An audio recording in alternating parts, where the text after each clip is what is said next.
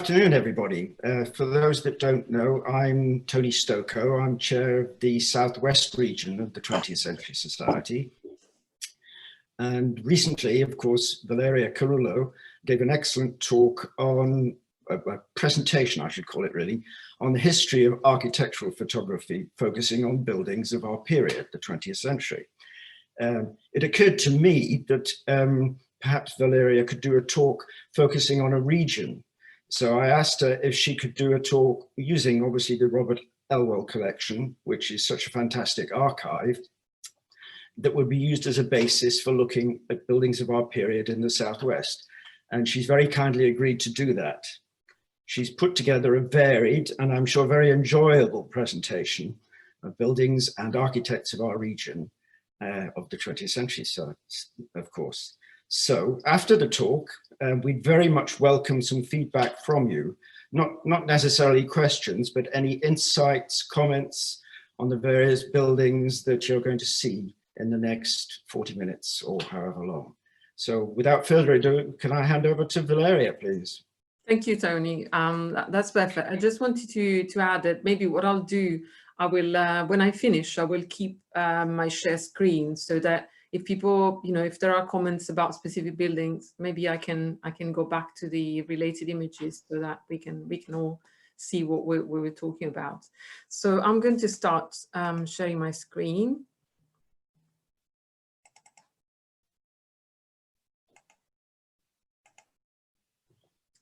And here we are, 20th century architecture of the Southwest in the RIBA Photographs Collection. I apologize, these two images are not actual architecture. I just found that they were quite fun, and one is in Sidmouth, Devon, the one on the right taken by Gordon Cullen, and the other one is just outside Exeter. So I thought it was a good balance, and it was kind of a fun way to start the presentation. As I was telling Tony, most of the buildings I'm going to be showing images of are buildings that still exist, because I thought they might be more interesting. I will also include some buildings that no longer exist, because I think they are of interest anyway. Obviously, this is not like a completely comprehensive, kind of survey of good 20th century architecture in the Southwest. It's only a selection. It's very much based, obviously, on my choices, but also on the images that we have in the collection, and specifically the ones that are digitized at the moment, because only a percentage of are digitized. And so obviously I wanted to show very, really good images. So the image quality was very important to me. Also, I wanted to add that almost every single photograph was taken at the time of, when the building was completed. So there are period photographs, and, you can see the buildings just, as they were when they were finished. I've also included in the caption the name of the photographer, since this is a photographic presentation. And when you don't see the name of the photographer, it means that I don't know who the photographer is. So I want to start sort of towards the beginning of the 20th century. The presentation is more or less chronological, not strictly, but quite chronological. And with the building, this first one that actually no longer exists, it's by Oliver Hill. So it's quite an interesting house. And funny enough, it was demolished and then replaced in 1956 by another house by Oliver Hill. It's basically one of his arts and crafts houses of the 1920s. It uses locally sourced material, such as thatch, stone, the type of stone, and so on. And it's basically one of the houses that established his early reputation as a country house designer. So the photographs we have of this house are particularly beautiful. So I thought it was really worth showing a couple of them. And specifically because the building itself is lost. And then also from the 1920s, there's the one of the extensions to the Torquay Hospital in Torquay. This is by Adams, Holden and Pearson. The photograph here shows one of the ward blocks in kind of Neo Georgian style. There's also a few interiors. There's a photograph of the children ward, and also of the kitchen. both in this, in this new extension by Adams, Holden and Pearson. There's also more or less at the same time, I think a year later, completed the chapel designed specifically by Charles Holden, which according to Pevsner is one of the most interesting buildings of the hospital. And then another quite unusual, interesting building that actually is still there, Drum Inn by Edwin Lutyens. I didn't know this inn before, this pub before. And it was designed basically as, it was supposed to be the focal point of a village. The inn is grade 2 listed. And I found an interesting description about the chimney shafts here, saying that they somehow recall the shape of Lutyens' cenotaph in London. It's one of his, obviously, his late projects. It's basically the only building that was built in this program. So there was this idea of creating, of recreating in a way, a type of pastoral pre-industrial village in the area, but only this building was actually completed. The bricks were commissioned in Belgium by Lutyens himself. And what I find particularly interesting here is that we have a selection of photographs of the interiors. And as you can see here, there's quite an extensive use of furniture that had been designed for New Delhi. For example, there's the lamps here, they're called the Delhi Mercury balls.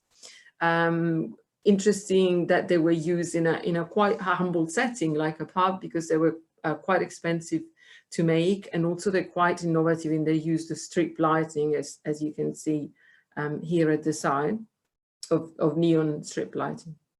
And then there's the spider-back chairs that are used here both with and without arms. And the tribe, you can't really see them here properly, but there's the tripod table with curved feet, also designed for Delhi. I've read somewhere that actually they were not. They were designed by, they were drawn by Lutyens for New Delhi, but not actually used there. And there's also a variation that you can't see here properly, but it's visible in another photograph of a square version. So really interesting building.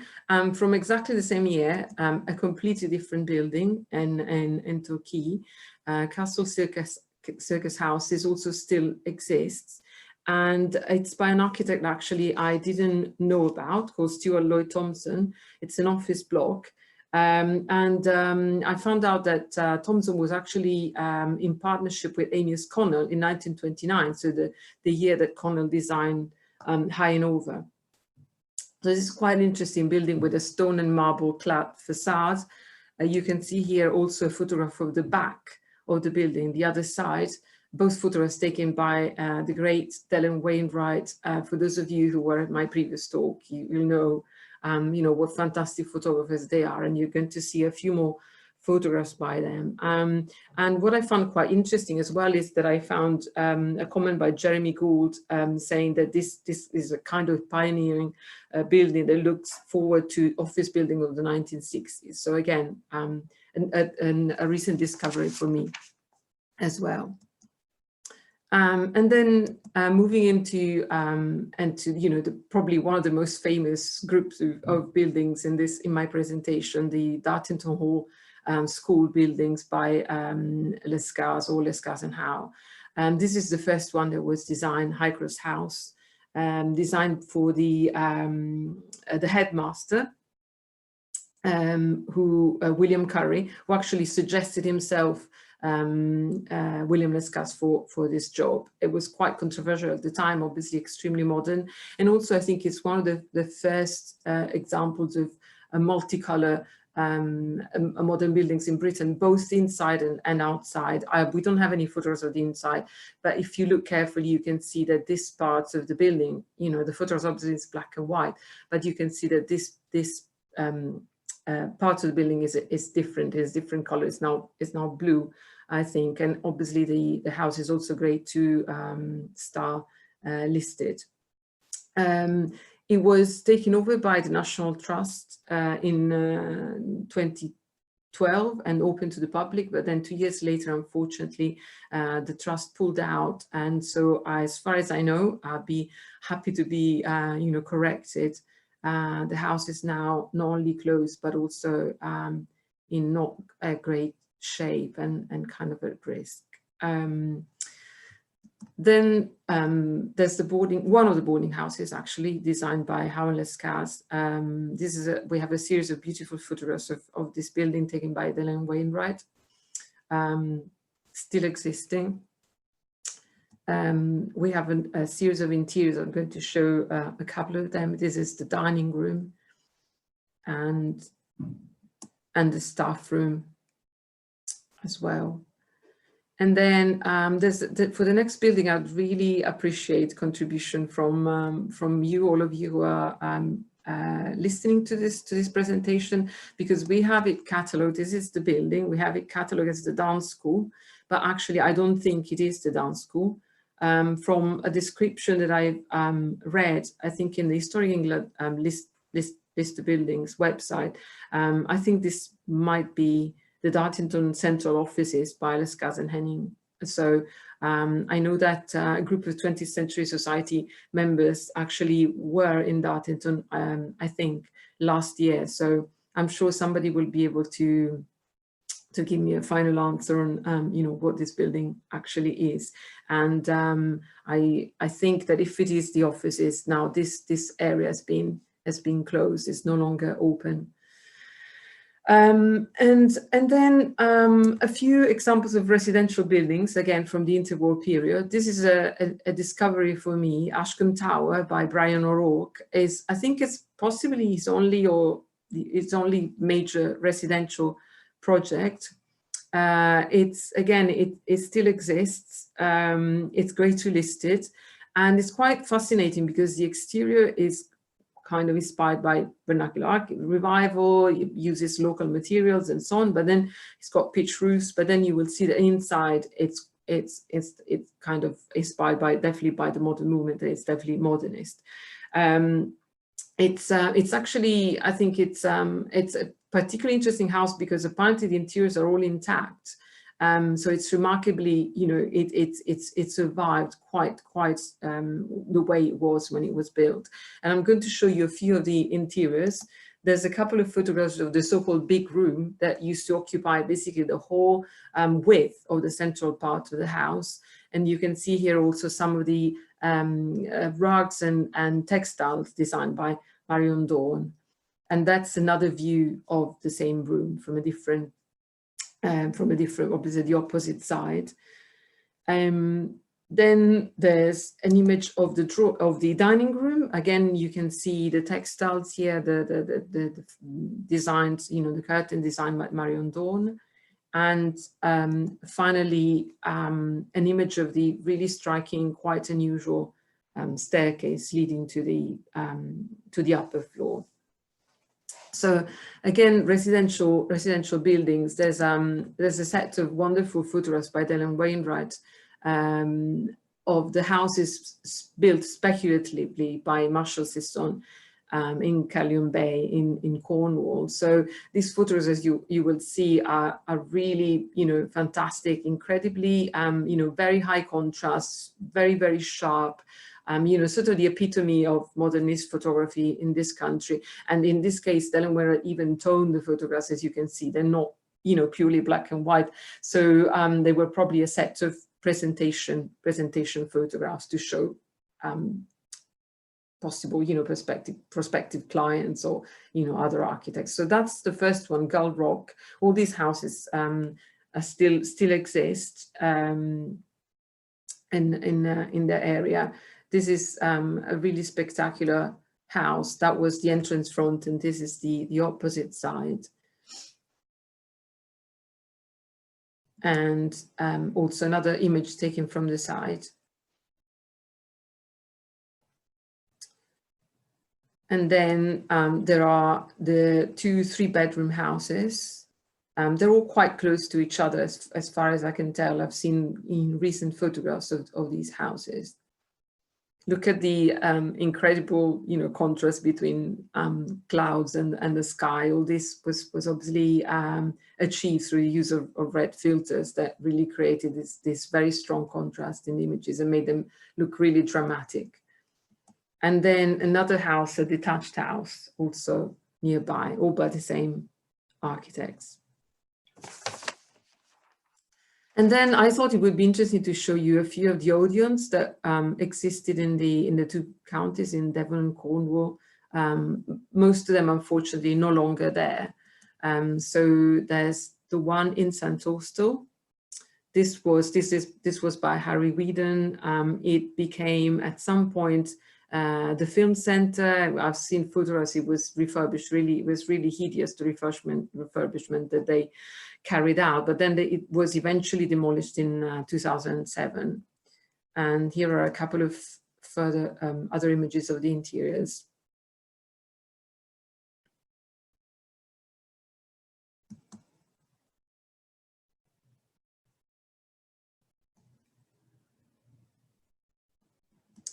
This other Odeon in Falmouth also, unfortunately, was demolished in 1976, also by Harry Whedon. And here's the interior of the auditorium.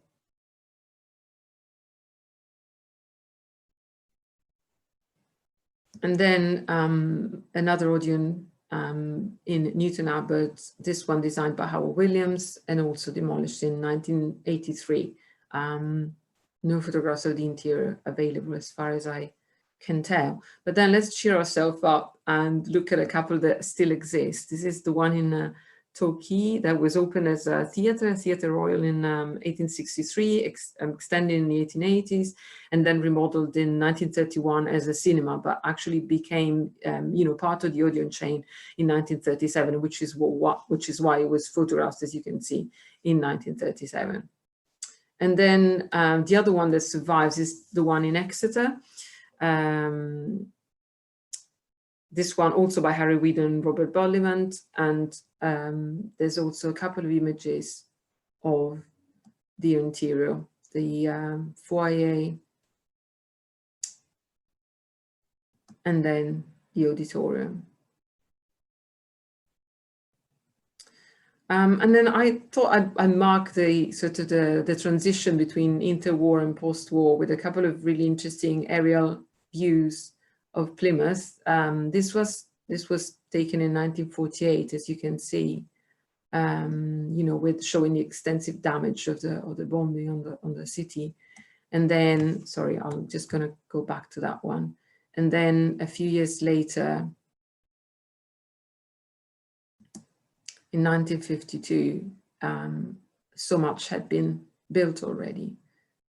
So like really incredible transformation. So into 1950s, I discovered this interesting footbridge by Drake and Lansden, of which I didn't know anything about. And I've tried to find out more, and I found some photographs that show completely different supports. So if anyone knows anything about the bridge, I'll be really happy to hear more. Then also from the 50s, and I don't know again if this still exists. It's a chalet designed by Dawes Dingle.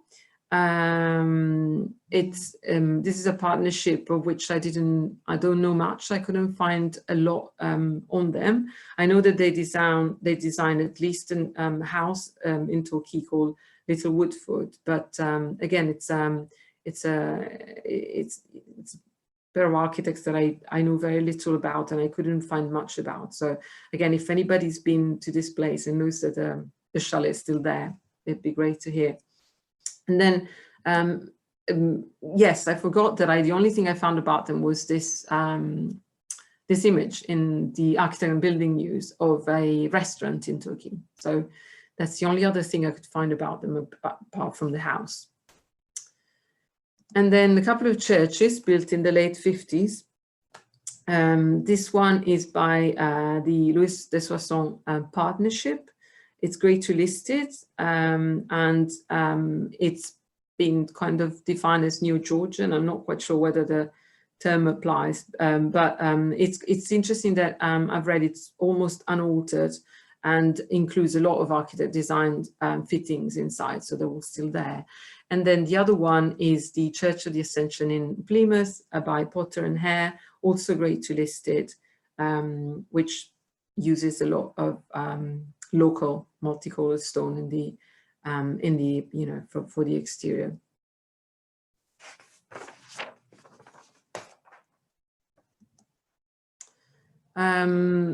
Also from the late 1950s is this school, which again, I think is still there.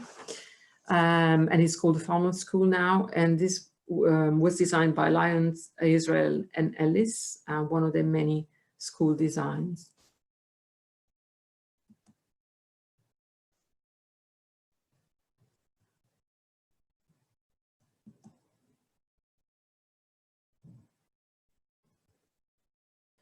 And then into the 1960s, the Civic Centre in Plymouth by Jellicoe, Ballantyne and Coleridge, originally designed by Hector Sterling. This was great to listed in 2007. I've read that it will be refurbished by Urban Splash, so I don't know whether the works has started yet. But it's I think it's a really, really interesting building. I've never had the pleasure of seeing it in the flesh.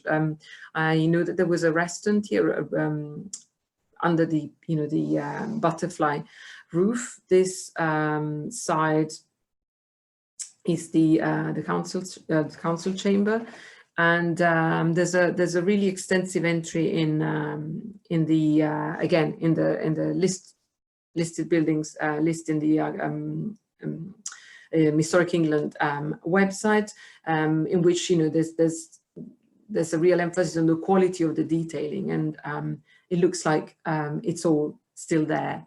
This is another view from the opposite side, showing the St Andrew's Church and the Guildhall in the background here. Then a photograph of some of the public areas outside, and then the entrance hall.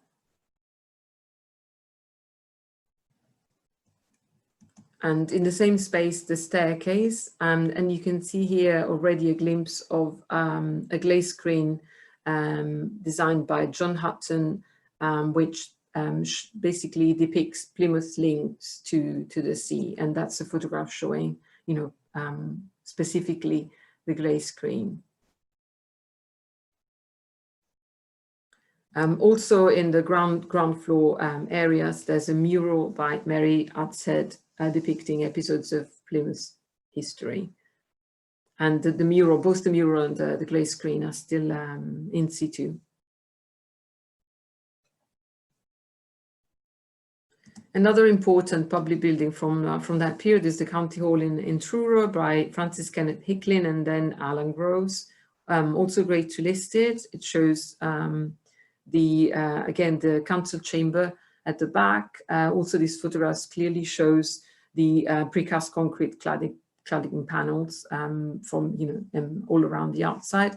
There's a photograph of the courtyard, and you will notice here a sculpture design created specifically by Barbara Hepworth.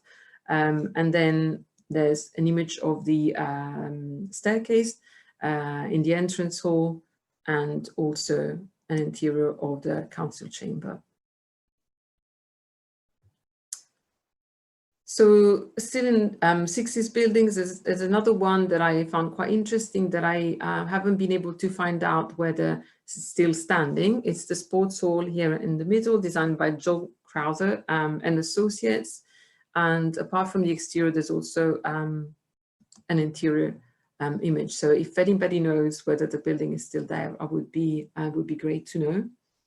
Another, again, building that I found quite interesting, but I couldn't find much about, is this school in Truro by again by Francis Kenneth Hicklin, and there's also a really interesting photograph of the school seen from above that really shows not only the configuration of the spaces, but also the contrast, obviously, with the surrounding environment, with the surrounding housing.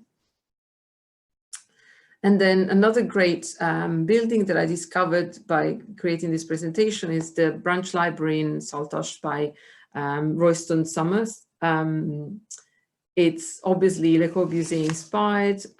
It was described by Pevsner as one of his most innovative works, and it was in the mid-1960s, it was nominated by the Times readers as one of the best post-1940s buildings in Britain. So quite fascinating, and the only photograph that I could find, at least that we have digitized of this building, and it's definitely still there as well. And moving on to some housing, there's Albertan Courts by John Taylor. Taylor had also worked in partnership with John Crowther. These are local architects. This housing still development still exists, and according to the 20th Century Society, I found in a document online that this is probably the best small housing development from the 1960s in Truro. So quite a good image of that. And then more housing, there's these flats and cottages designed by Henry C. Gilbert, an architect from St. Ives. They were originally, I mean, the houses were created from a converted pilchard curing cellar and loft. And I know that this project won an award, but I'm not quite sure whether it was one of the RIBA awards. And so that's the side on the beach, and that's an image of the development on the other side. And then I think a really interesting house by Charles Blomfield that I've found out it was been recently sold on the Modern House website. Blomfield was also an associate of John Crowther. He was designed by the architect for himself and his family, and it won an RIBA bronze medal in 1964. The sculpture here is, the stone sculpture is by Roger Lee, who was also an architect apart from a sculptor, and has studied at Liverpool University and had been an assistant of Barbara Hepworth. The house was said to have been inspired by the architectural Marcel Breuer, which I found quite interesting. Blomfield was in fact a local architect, but he had studied at the Bartlett. He studied in Paris as well, and he had also worked for Goldfinger. That's an image of the living room of the house.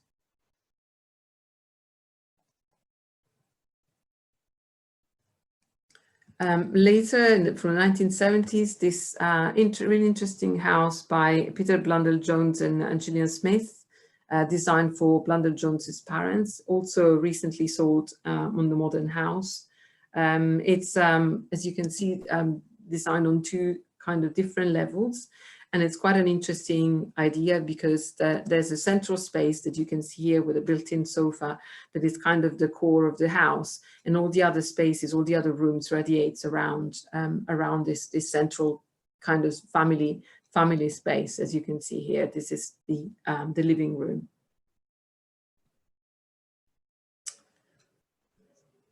And then moving to bigger projects, there's the extension to Torquay Hospital, which we saw at the beginning of the presentation. This is by Fry Durham Partner.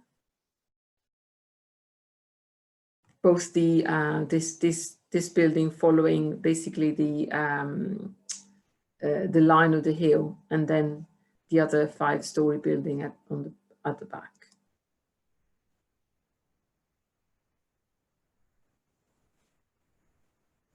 And then into the 80s, the Theatre Royal in Plymouth by Peter Moore and Partners. This is also great to list it. It's a particularly interesting theatre, I think, for many reasons. But what I found particularly fascinating is the auditorium itself is adaptable in size, which I think it was the first of its kind in this country. And I will show you a couple of photographs in a moment. So it's got a movable ceiling. This is another exterior by night. And then the staircase in the foyer. And as I was saying, the auditorium here with the, you know, with the 3 different levels, and then in the next photographs you will see with the lower ceiling, so only 2 levels.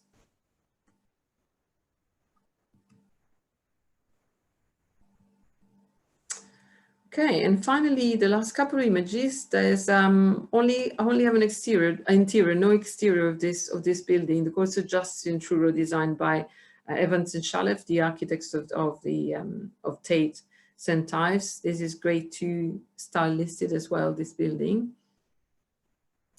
And then finally, a fascinating case. Was designed by Nicholas Grimshaw and Partner as the Western Morning News Building near Plymouth. I think it has been recommended. It was recommended for listing for grade 2 star in 2015. But at the moment, according to Wikipedia, it's no longer obviously it's changed use. It's no longer the Western Morning News Building.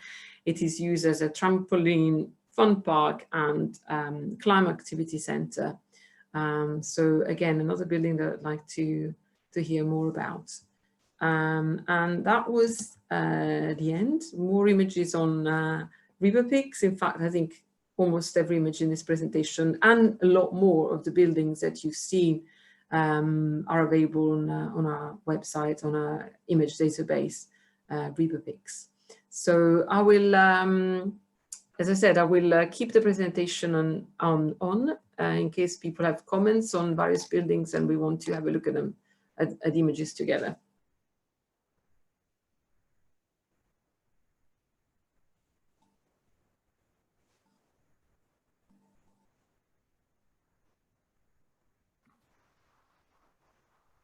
Tony, you're on mute.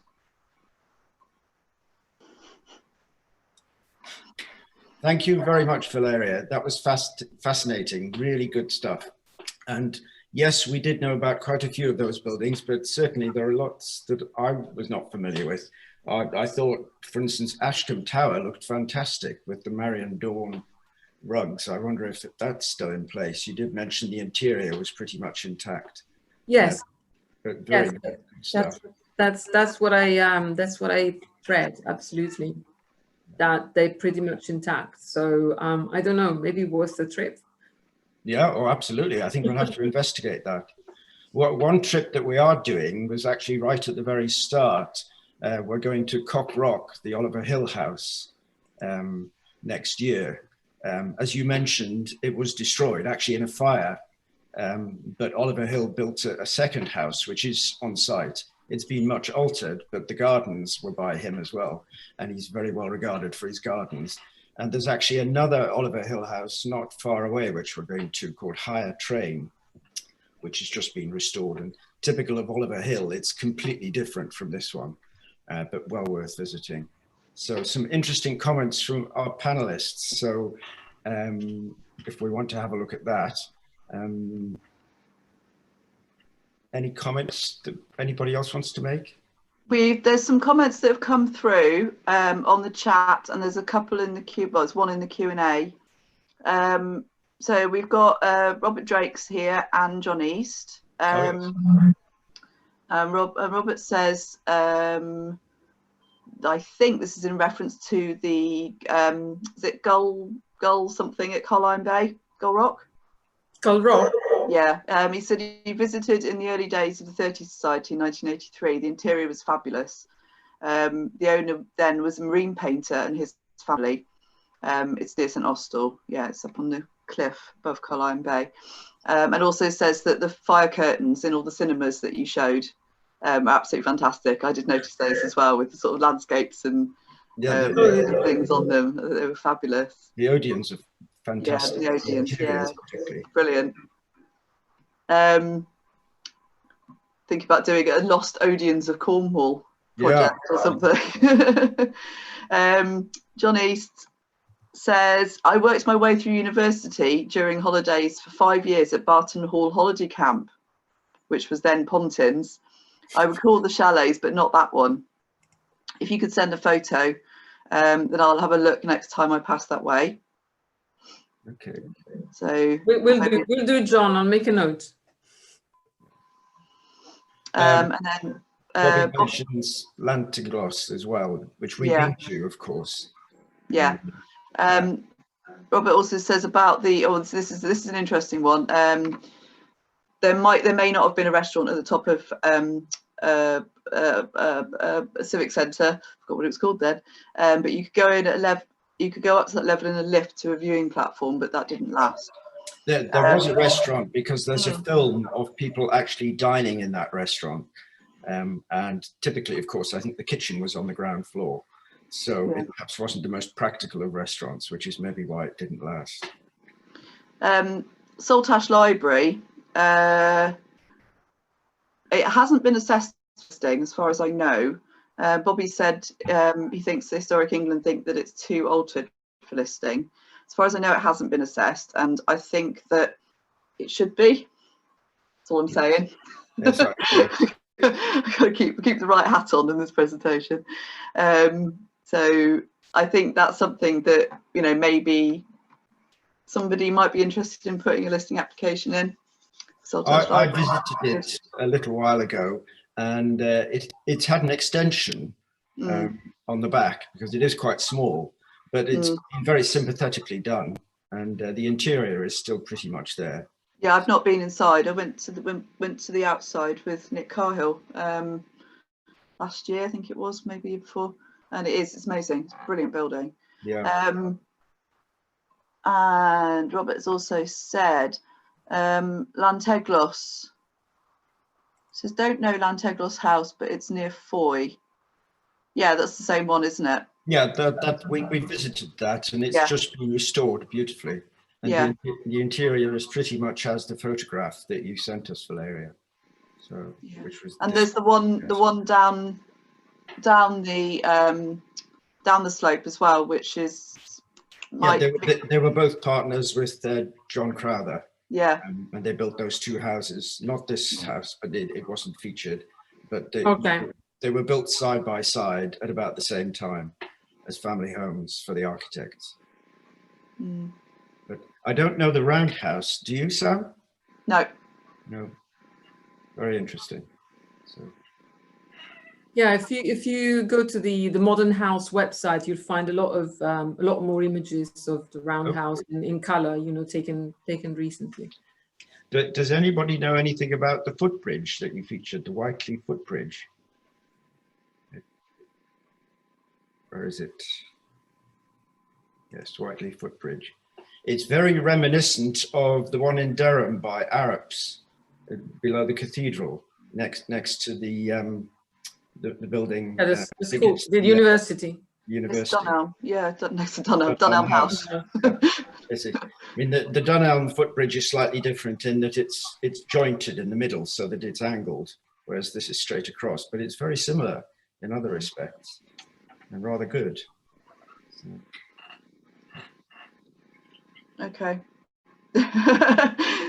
Sorry, Robert's not keep up with your comments. And to get the first one wrong, it was actually a comment about Ashken, not Gull Rock. Oh, and Robert says the bridge is between Ernesettle and Whitley, but so much is destroyed on these sink estates, including all the churches. So it may not be there. Yeah. I can try and find out. Paul Smith says Trieu Infant School closed in 2013, but I don't know what has become of the buildings. I'm interested in that. I can try and find out. There's a little hexagonal one. Oh, the other one. Yeah. Okay. Yeah, that's still there, but it's been really messed around. The one in Falmouth. Oh, so that one, yes. Yeah, that one. Closed in 2013, but don't know what's become the building, so might be worth, I don't know, probably on Truro. Yes. Yeah. Because it's a big site. On Google Maps or something, if it's still there, I would imagine. Oh, and there's a couple of questions as well. Robert again has asked, is the hospital chapel at Torquay Hospital still there? Yes. Okay. Yes, that's. I mean, I haven't seen it, but I've read it is there. I think it's it's in the description of the Historic England, Okay. list. The listed building. Yeah, I think so. I hope I'm right. Yeah, John Easter said yes. I saw it 2 months ago. Andrew asks, how did Mary Adshead come to work in Plymouth? Her father and Patrick Abercrombie were both professors of civic design at Liverpool. Is that the connection? Could be, because Abercrombie, of course, did the master plan for post-war Plymouth. Yeah. So we don't, unless anybody else knows the answer to that. It seems like a sensible connection. Mm.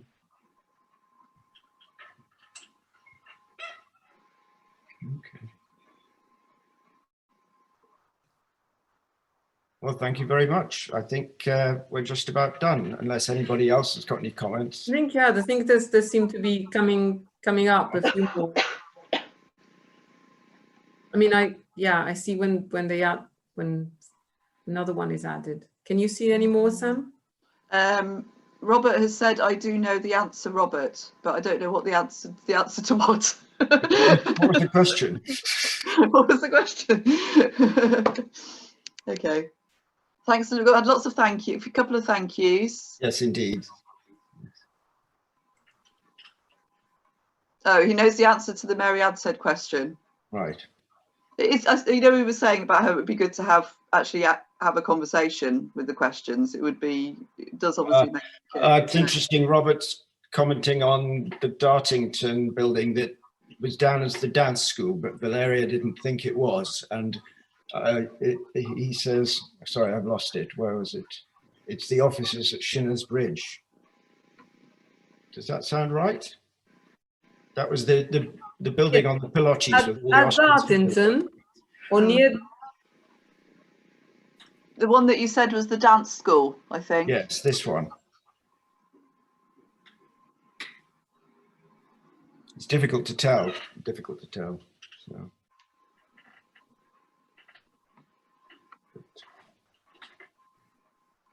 Oh gosh. Bobby thinks it is the dance school. So perhaps some further investigation on that. Oh, definitely. Yes. Okay. And as somebody's pointed out, the bridge in Durham is not called Dunelm, which is the name of the building next to it. It's called the Kingsgate Bridge. Yeah. So.